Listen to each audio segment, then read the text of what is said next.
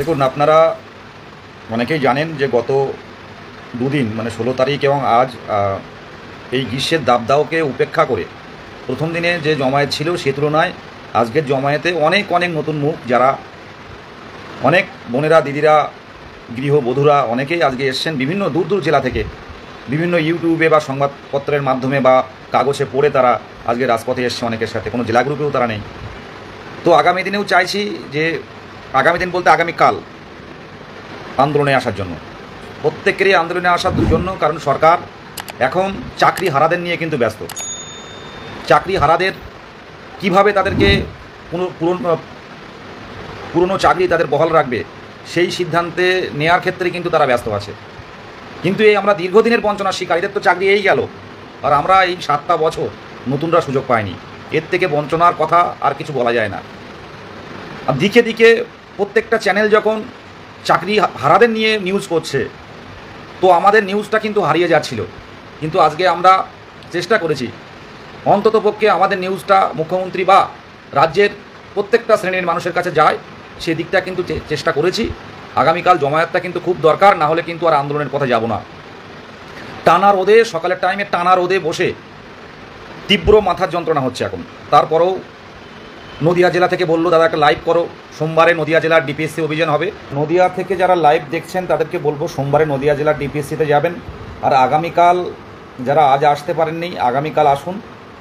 দেখুন, আগামীকালের জমায়েতের উপর নির্ভর করছে, হয়তো এবছরের শেষ আন্দোলন এটাই হবে। আমরা দিকে দিকে দেখতে পাচ্ছেন সংবাদপত্র, একদিকে চাকরি হারা, একদিকে চাকরি প্রার্থী, এই দুটো ডিফারেন্স দেখাচ্ছে। চাকরি প্রার্থী বলতে গেলে এখন কিন্তু নিয়োগটা কিন্তু 2022 প্রাথমিক টেট উত্তীর্ণদের জন্য।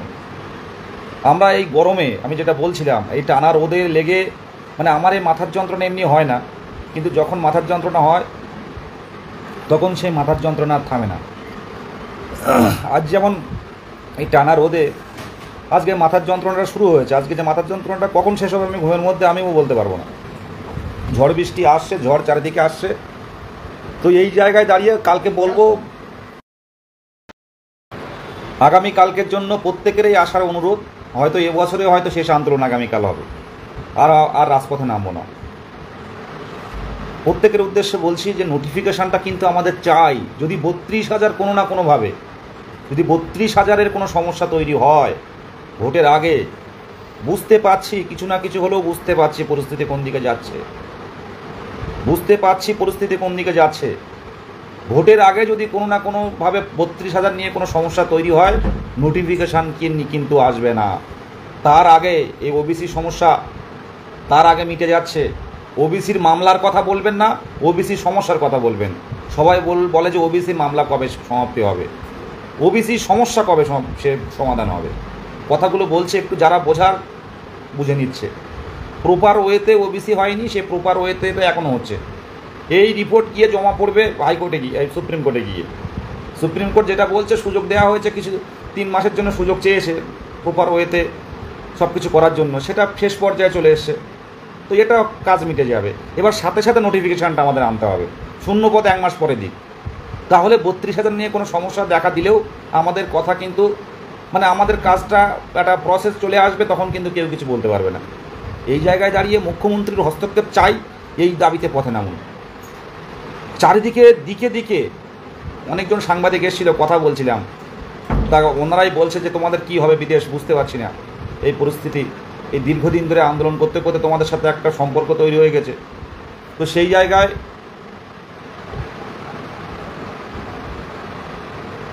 জায়গায়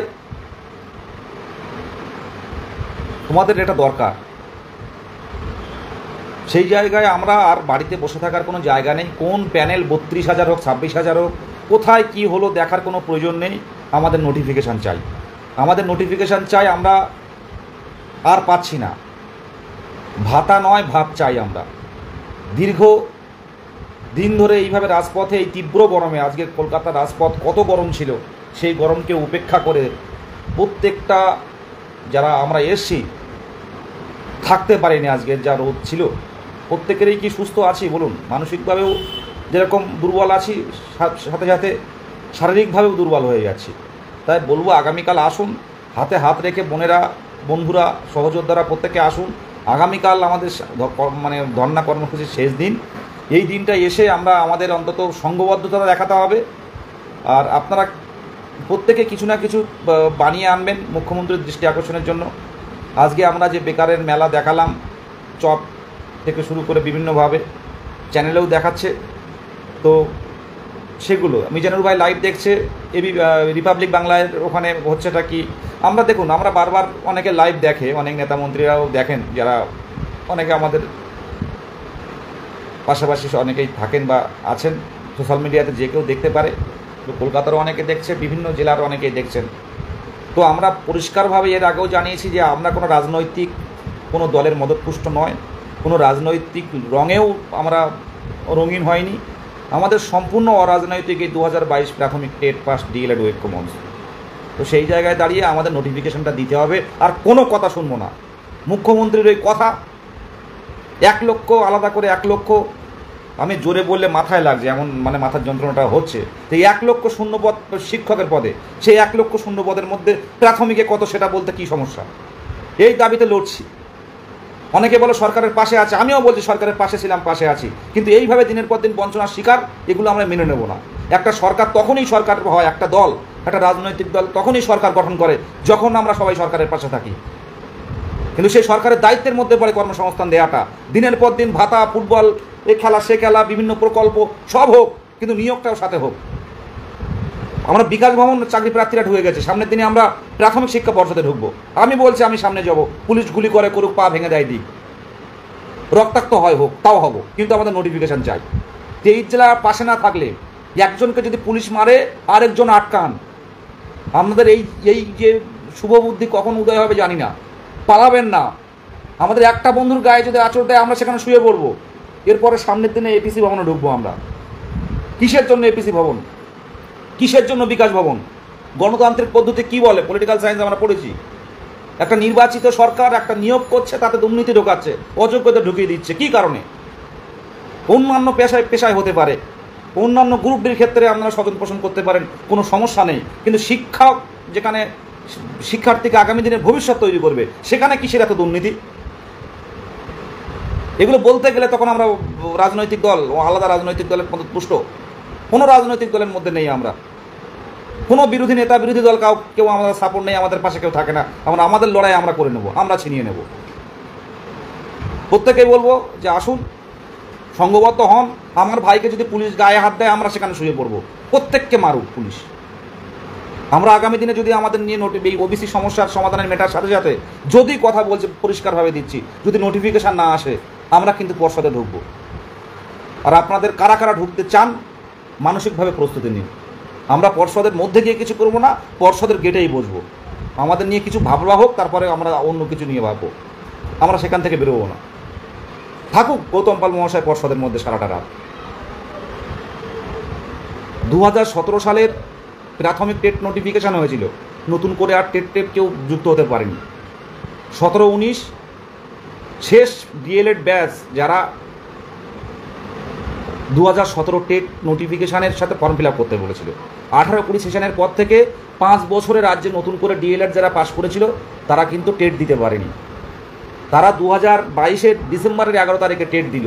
তখন পার্থ চট্টোপাধ্যায় অ্যারেস্ট হয়েছে, চারিদিকে দুর্নীতির আবহ।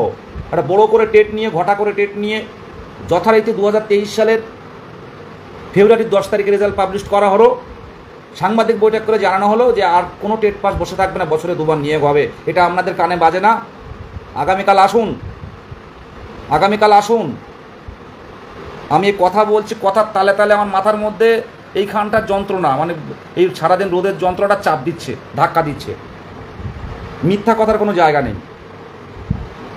প্রত্যেকটা জিনিসপত্র গুছিয়ে রেখে, মাইক সেট সব গুছিয়ে রেখে, যেসব বসার জায়গা গুছিয়ে রেখে, প্ল্যাকার্ড ফেস্টুন গুছিয়ে রেখে পার্থ আমি সবার শেষে বাড়িতে এসেছি। ঘাম বসে, গায়ের ঘাম বসে, টানা রোদটা মাথায় লেগে এমনি শরীর অসুস্থ, কিন্তু আগামীকাল যেতে হবে। আজ গেছি কাল যাবো না বললে তো আর হবে না, চলবে না। চলবে, কিন্তু ওইভাবে চলবে। যারা যারা এই অ্যাক্টিভলি, মানে যারা না আসলে মনে করুন ধর্না চলবে, কারোর জন্য আটকাবে না, কিন্তু দায়িত্ব অনেকের কাছে থাকে। সেই দায়িত্ব যারা আছে তাদের না গেলে কিন্তু ধর্না চলে না। আমাদের 23 জেলার প্রত্যেকটা, সে কোচবিহারের সাধন থেকে শুরু করে পশ্চিম বর্ধমানের অক্ষয় থেকে শুরু করে এরকম জেলায় জেলায় সবাই আছে। উত্তর মালদার প্রসেনজিৎ শুভঙ্কার থেকে শুরু করে, মুর্শিদাবাদের আমাদের শ্রীকান্ত থেকে শুরু করে, হাকিম ভাই ছিল থেকে শুরু করে, পশ্চিম মেদিনীপুর শফিউল্লাহ ভাই আশিস থেকে শুরু করে, হাওড়া শুভজিৎ থেকে শুরু করে, পূর্ব বর্ধমান ইন্দ্র সদানন্দা থেকে শুরু করে, 24 পরগনা আমাদের সুভাষ হাফিজুর রহমান থেকে শুরু করে, উত্তর চব্বিশ পরগনা অদিতি মোহিত পার্থ আমি থেকে শুরু করে, এবং প্রত্যেকটা জেলার কিন্তু ক্যান্ডিডেটদের কন্ট্রিবিউট আছে। আর তাছাড়াও এই আমাদের মিজানুর ভাই লাইভ দেখছে, বসিরহাটের গঙ্গায় বাড়ি, সে কোনো অ্যাডমিন নয়, কিন্তু তাদের এই যে ঐক্য মঞ্চের কন্ট্রিবিউটটা অনেক বেশি, তাদের পরিশ্রমটা অনেক বেশি। আজকে সাউথ 24 পরগনার দিবাকর, আমি গিয়ে দেখলাম সবাই বসে গেছে, তো পার্থকে বললাম ডিটিপি করে দিতে। আজকে বেকারের মেলার মানে পার্থ সাথে সাথে ডিটিপি করে দিল, আমি দিবাকরকে পাঠিয়ে দিলাম, কাউকে চপ আনতে বললাম, যে যার মতো বেরিয়ে গেল। এই তো তারুণ্যের শক্তি, এই যে ঐক্যবদ্ধ, এই 22 স্টেটের আবেগ। কেউ চপ নিয়ে আসলো, কেউ ফুচকা নিয়ে আসলো, কেউ গ্যাস নিয়ে আসলো, সাথে সাথে কলেজ স্ট্রিটের মতো একটা জায়গায়। প্রত্যেকেই স্বপ্ন পূরণ হোক। আমি একদম এই সন্ধ্যায় আমি এই উদ্দেশ্যে বলছি, অনেকেই লাইভে আছে, লাইভে দেখছে যারা আজকে ধর্ণা মঞ্চে গেছিল। আগামী বছর এরকম দিনে যেতে হবে না, এই কয়েকটা দিন একটু চালিয়ে নিন, এই কয়েকটা দিন এই ওবিসি সমস্যার সমাধান হলেই নোটিফিকেশনটা বের করে আনি, তাহলে সামনের দিনে কোনো আইনি জটিলতা হলে আমাদের তার মধ্যে পড়তে হবে না। আর নদিয়া জেলায় যারা লাইভ দেখছেন, মেনলি লাইভটা সেই কারণেই করা, আগামী সোমবার নদিয়া জেলার ডিপিএসসি হবে। আগামী সোমবার নদিয়া জেলায় যাদের বাড়ি বা আশেপাশে মুর্শিদাবাদ জেলা বা উত্তর 24 পরগনার যদি কিছু অংশ থাকে, আপনারা যান নদিয়া জেলার ডিপিএসসিতে, জানান যে কত শূন্যপদ আছে। যদি ছিনিয়ে আনতে পারেন, 60টা বছর কোনো চাপ থাকবে না। আমাদের যে স্বপ্ন শিক্ষার্থীদের সামনে থাকা, সেই শিক্ষার্থীদের সামনে এই জীবনটা থাকতে পারবেন। শূন্য পদের দাবিতে লড়াই চলবে, এমন পরিস্থিতি তৈরি করতে হবে যে শূন্য পদটা আমাদের আগে জানাতে হবে। আজকে চাকরিহারাদের নিয়ে সরকার যে পরিস্থিতি তৈরি হয়ে আছে, কিচ্ছু করতে পারছে না, সেই মতো কিন্তু 2022-এর প্রাথমিক টেটের কিন্তু কোনো কেস নেই। তাই বড় নিয়োগ সরকারকে দিতে হবে। 1 লক্ষ শূন্যপদ মুখ্যমন্ত্রীর মুখের কথা, সেটা বাস্তবে দেখাতে হবে এটা। আর এটা দেখানোর জন্য সংঘবদ্ধতা জরুরি। যে কোনো মুহূর্তে 2000 ছেলেমেয়েরা পথে নামতে পারবে, এই জায়গাটা তৈরি করা জরুরি। আপনারা দেখেছেন যে আন্দোলনের 2022 প্রাথমিক টেট উত্তীর্ণদের স্বার্থের আন্দোলন, এখানে কোনো ঐক্য মঞ্চ না অন্য কেউ নয়, লড়াইটা প্রত্যেকের স্বার্থে হচ্ছে। প্রত্যেকে আসুন, আগামীকাল দেখে কিন্তু আগামী দিনের আন্দোলনটা করতে হবে কি করতে হবে না সেই সিদ্ধান্ত নেব। পরিষ্কারভাবে বলছি, যারা গেছেন তাদেরকে কুর্নিশ জানাই এই গরমে, আগামীকালকের জন্য শুভেচ্ছা জানাই যারা আসতে চাইছেন। এটুকু বলে শেষ করলাম। অনেক মাথার যন্ত্রণা করছে, আমাদের অনেকেই ভালো নেই, প্রত্যেকেই স্বার্থ কিন্তু প্রত্যক্ষভাবে প্রত্যেকের স্বার্থ জড়িয়ে আছে। আজকে যদি আমাদের প্যানেলের নামটা যেদিন আমরা দেখতে পাবো, এত নম্বরে প্যানেলের নাম, বাড়ির থেকে এত দূর স্কুল, এখানে অন্য জেলায় পড়েছে, যেটুকুই হোক না কেন, আমাদের স্বপ্ন পূরণের স্বার্থে আমরা রাজপথে নামতে বাধ্য। এই জেদটা আনুন নিজের মধ্যে। আজকে অনেক পুরনো ক্যান্ডিডেটরা যারা কোনোদিন রাজপথে নামবো না বলে যারা ভেবেছিল যে আমাদের রাজপথে নামতে হবে না, রাজপথে নামবো না, তারা কিন্তু আজকে রাজপথে নেমেছে। অনেকে এসছেন যারা কিন্তু কোনোদিন রাজপথে নামেনি, বলছে দাদা কোনোদিন রাজপথে নামবো, আমার আসার ইচ্ছে ছিল না, কিন্তু আমরা অপেক্ষা করে বুঝলাম যে রাজপথে না নামলে আমাদের অধিকার ছিনিয়ে নিতে পারবো না, কারণ চাকরিহারাদের নিয়ে সরকার ব্যস্ত, নতুন নিয়োগ কী করে হবে। কিন্তু যে পরিস্থিতি, যে সিচুয়েশান তৈরি হয়ে আছে, যেটুকু বিভিন্ন দপ্তরে গিয়ে জেনেছি, নিয়োগ কিন্তু আমাদের এই ওবিসি মামলা মেটার সাথে সাথে কিন্তু ব্যবস্থাটা করতে হবে। আসুন, কলকাতা লাগোয়ার ডিপিএসসির লড়াইয়ের তুলনায় এই রাজধানীতে এই কলেজ পাড়ার মতো একটা জায়গায়, এমন একটা জায়গায় লড়াইটা আমরা করেছি, সেখানটা কিন্তু প্রত্যেকটা মানুষ দেখছে এবং জিজ্ঞাসা করছে এবং বলছে আপনাদের দরকার। এটুকু বলে শেষ করব।